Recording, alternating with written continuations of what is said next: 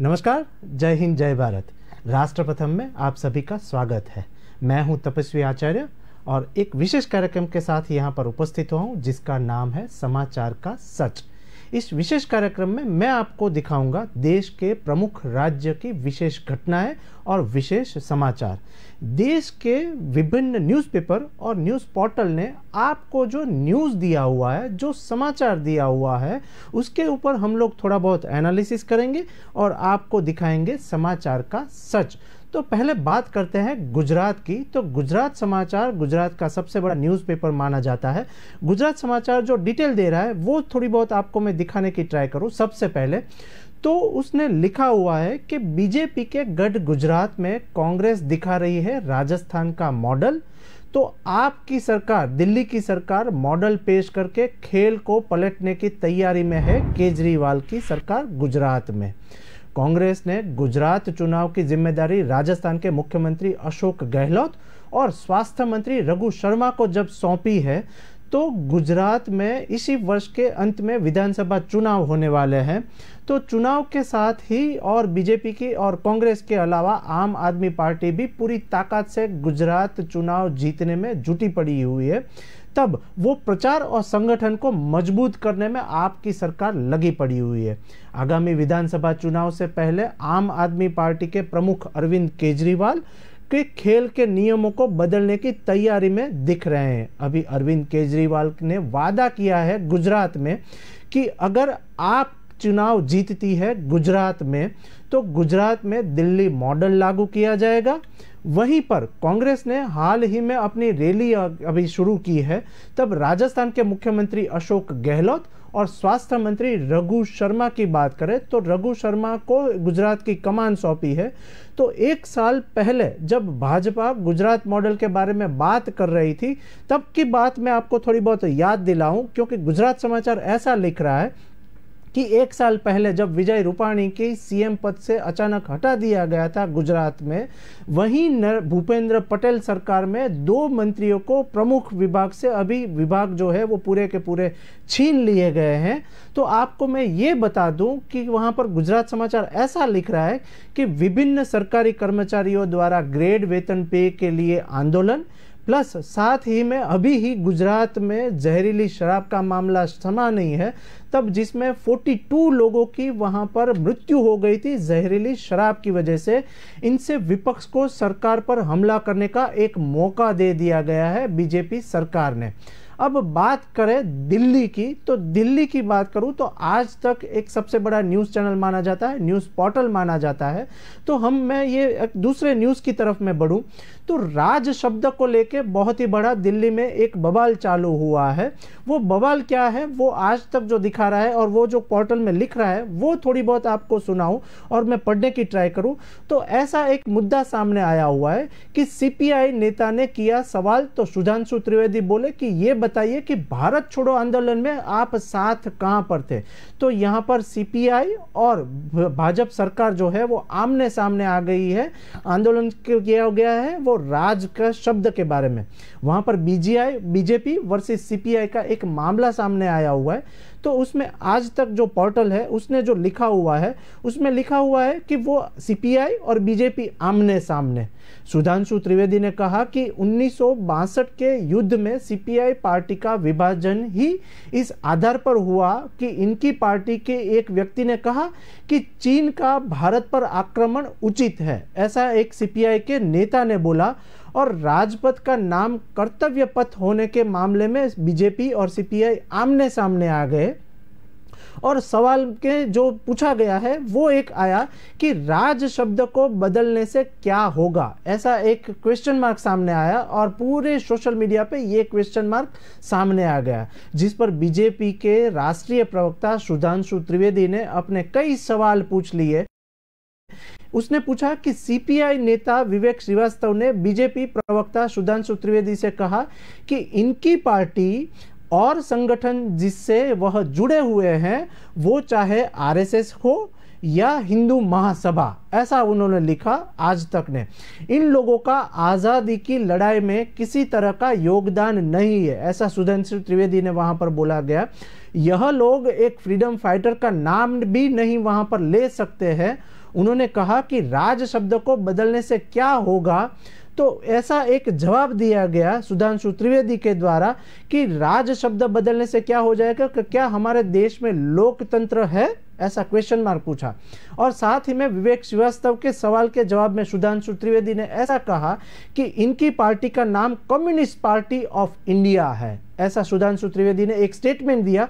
और आज तक ने ऐसा लिखा उनके पोर्टल में कि, और कहा गया कि कम्युनिस्ट पार्टी वहां पर है। और सुधांशु त्रिवेदी कहा कि एनसीपी और सीपीआई ने आजादी के बाद सशस्त्र संघर्ष करने का सत्ता कब्जा करने की कोशिश की थी, ऐसा वहां पर वो लोग आमने सामने आ गए। जो आज तक जो लिख रहा है वो पढ़ने की कोशिश करूं तो आगे वो लिख रहा है कि इसलिए इन पर भी प्रतिबंध लगा था और संघ से तो वहां पर प्रतिबंध हट गया था, लेकिन उन्होंने कहा कि सीपीआई से प्रतिबंध हटाने के लिए पंडित जवाहरलाल नेहरू ने माउंटबेटन की सिफारिश की थी। वहां पर सिफारिश का मामले उन लोगों ने सामने लाए और उन्होंने कहा कि यह नेहरू जी के लेटर में जाकर चेक कर ले। सुधांशु त्रिवेदी ने वहां पर बोला कि वहां पर नेहरू जी का वो पास्ट वाला जो लेटर है वो जाकर चेक कर ले। यह तो समस्या है कि बिना पढ़े हुए लोग हवा में आरोप लगा रहे हैं, ऐसा सुधांशु त्रिवेदी ने वहां पर बोल के आज तक को वहां पर प्रतिबंधित किया। दूसरी तरफ हम आगे बढ़े तो एक जो समाचार आ रहा है उत्तर प्रदेश से, वहां पर दैनिक जागरण सबसे बड़ा एक पोर्टल माना जाता है, न्यूज़पेपर माना जाता है। तो अब बात करें वाराणसी की, उत्तर प्रदेश की, वहां पर ज्ञानवापी मस्जिद का मामला सबसे बड़ा सामने आया हुआ है। वहां पर आज एक सुनावनी भी होने वाली है। तो ऐसा लिख रहे हैं कि ज्ञानवापी मस्जिद मामले में कोर्ट आज सुनाएगी फैसला। वाराणसी में सुरक्षा के कड़ा इंतजाम किए गए हैं और साथ बाई साथ धारा 144 लागू करवाई गई है।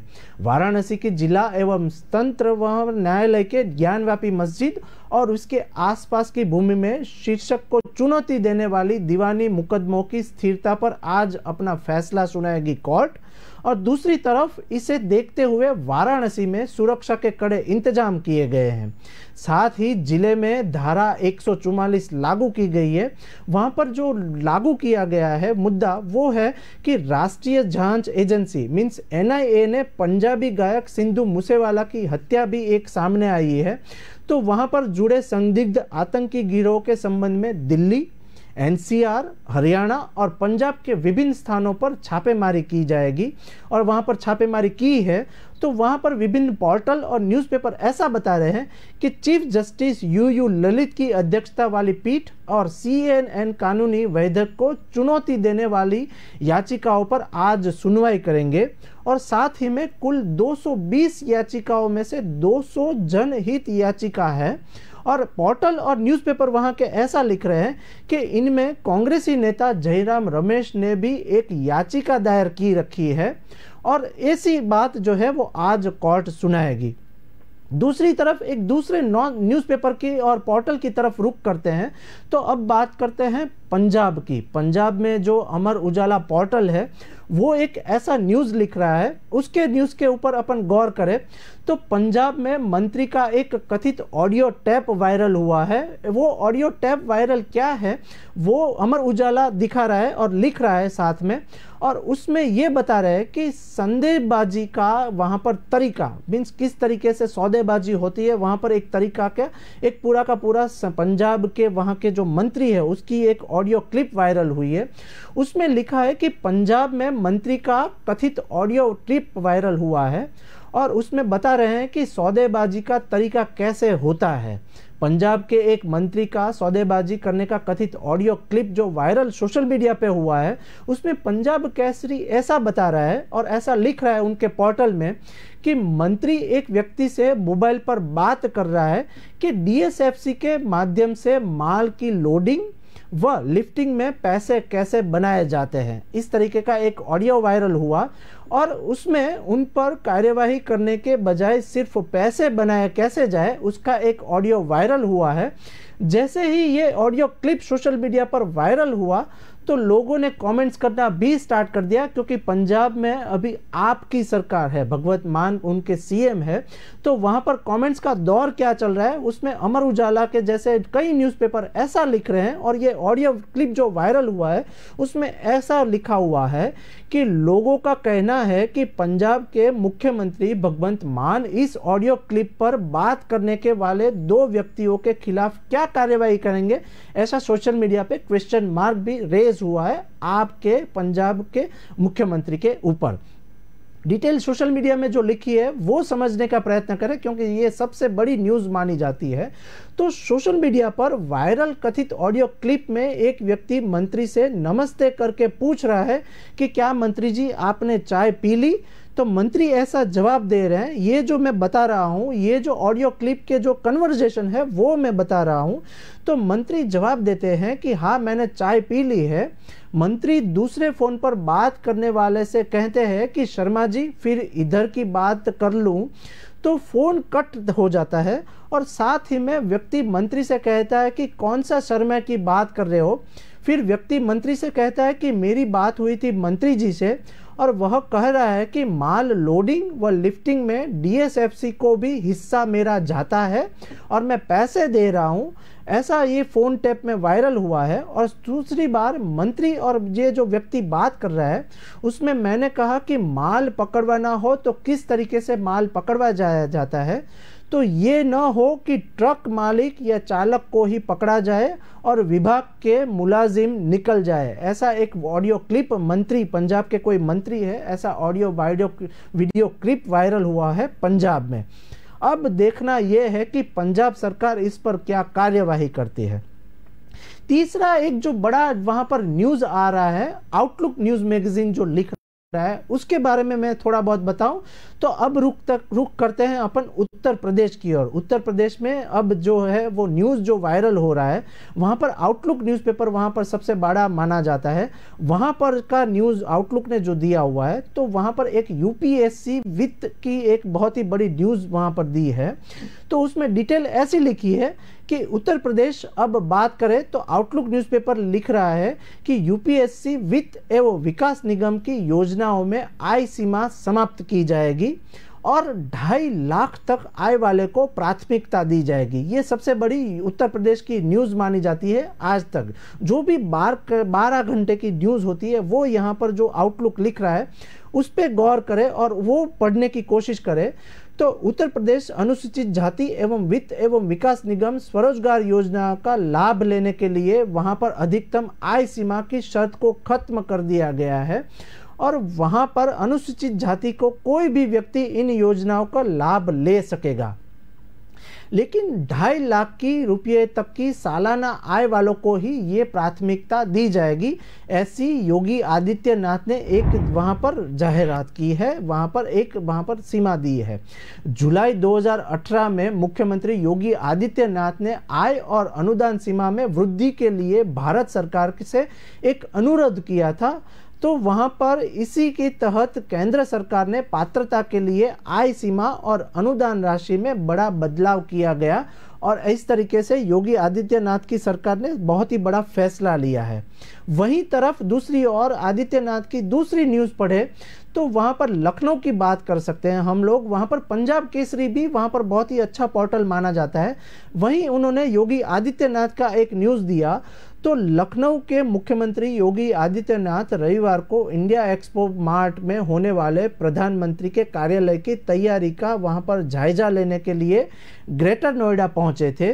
तो वो जो डिटेल लिखी है पंजाब केसरी ने उसके ऊपर ध्यान दे तो वहाँ पर बहुत ही बड़ा वहाँ पर फंक्शन होने जा रहा है। वहाँ पर योगी आदित्यनाथ ने वहाँ पर विजिट किया तो उनका हेलीकॉप्टर दोपहर में निर्माणाधीन जेवर में नोएडा इंटरनेशनल एयरपोर्ट पर बने हेलीपैड पर उतरा और साथ ही में यहाँ से वहाँ इंडिया एक्सपो मार्ट पहुँचे, जहाँ पर उन्होंने अधिकारियों के साथ तैयारियों की जाँच की और बारीकी से निरीक्षण भी किया।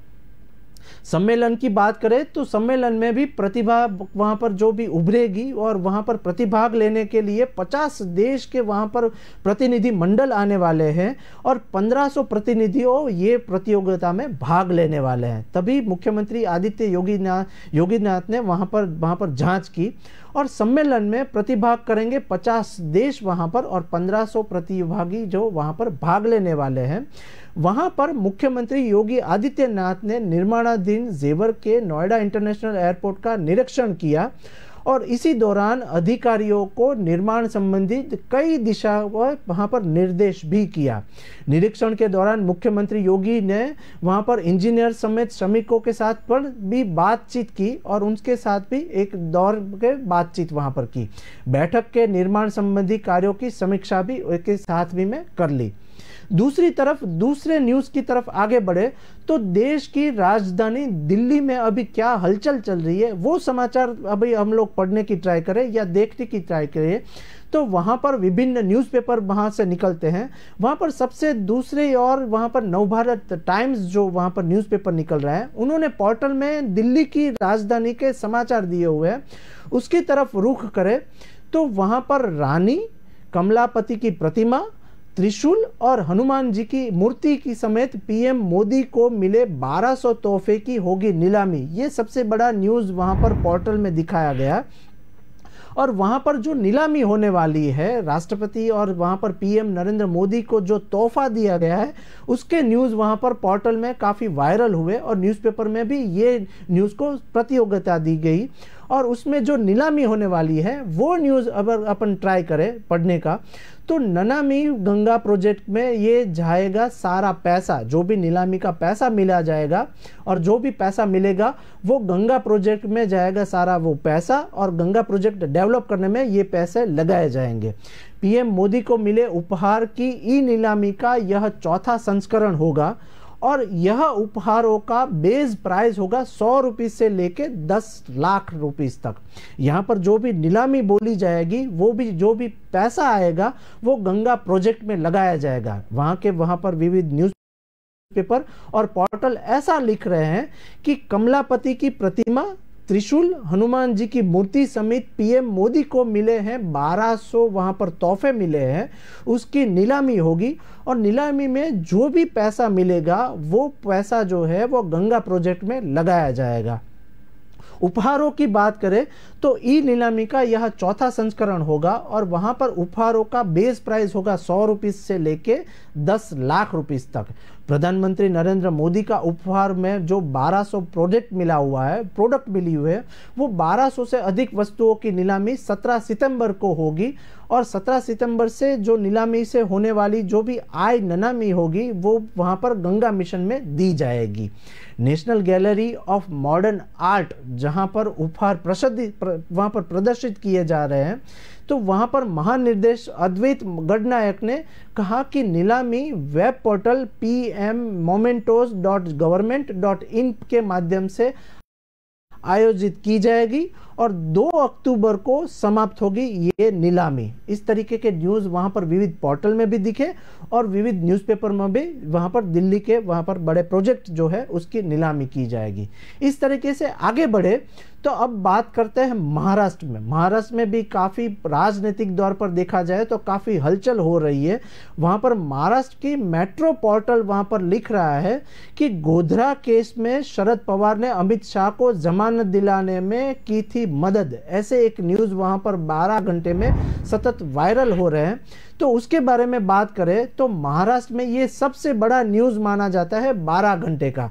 तो उसमें जो वहाँ पर महाराष्ट्र मेट्रो करके न्यूज़पेपर और पोर्टल है वो कुछ ऐसा लिख रहा है कि गोधरा केस में शरद पवार ने अमित शाह को जमानत दिलाने में की थी मदद। और आगे पढ़े तो वहाँ पर शिवसेना के मुखपत्र सामना के दावे से गरमाई सियासत, ऐसा एक हेडिंग दिया उन्होंने और वो हेडिंग में बात की गोधरा केस की और अमित शाह की। दोनों ने अभी जो मुखपत्र सामना वहाँ पर सामना मुखपत्र जो है उसमें एक दावा किया गया है और उसके बाद में वहाँ पर गरमाई सियासत। अब आगे ये न्यूज़ के बारे में थोड़ी डिटेल समझने का प्रयत्न करें अपन तो महाराष्ट्र में सत्ता हाथ से जाने के बाद डिटेल ऐसी आई हुई है कि शिवसेना के मुखपत्र सामने के दावे से गरमाई सियासत और महाराष्ट्र में सत्ता हाथ से जाने के बाद उद्धव ठाकरे भाजपा पर लगातार हमला कर रहे हैं, लगातार हमलावर हो रहे हैं। हाल ही में शिवसेना ने अपने मुखपत्र सामना के साप्ताहिक कॉलम में दावा किया है कि एनसीपी प्रमुख शरद पवार ने साल 2002 में जब गुजरात में दंगे हुए थे तो गुजरात के दंगों के सामने एक मामले में केंद्रीय गृह मंत्री अमित शाह को जमानत दिलाने में मदद की थी शरद पवार ने। ये जो मामला जो लिखा है वो उद्धव ठाकरे ने वहाँ पर सामना करके एक न्यूज़पेपर जो चल रहा है उसके बारे में मैं बोल रहा हूँ। तो ऐसी डिटेल सामने आई कि शाह की जमानत दिलाने में मदद की थी वहाँ पर शरद पवार ने, और साथ ही सामना ने अपने साप्ताहिक कॉलम में वहाँ पर रोक टोक में रविवार को मीन्स 11 सितंबर को यह सनसनीखेज दावा भी किया था कि अमित शाह को वहाँ पर मदद की गई थी।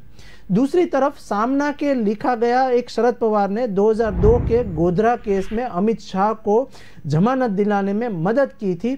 ये डिटेल फिर से दोहरा रहा हूँ क्योंकि ये सबसे बड़ी महाराष्ट्र की सियासत में बड़ा न्यूज़ माना जाता है। तो सामना में इस कॉलम के बाद राजनीति अभी बहुत ही बड़ी चरम सीमा पे पहुंची है, राजनीति गरमाई हुई है। तो हालांकि एनसीपी के नेता प्रफुल्ल पटेल ने इस दावे को पूरी तरीके से खारिज कर दिया और इसे निराधार भी बता दिया है। दोस्तों एक बात यहाँ पर मैं करूँ तो ऐसी ही नई खबर और विशेष बातों के साथ हम लोग फिर से हाजिर होंगे।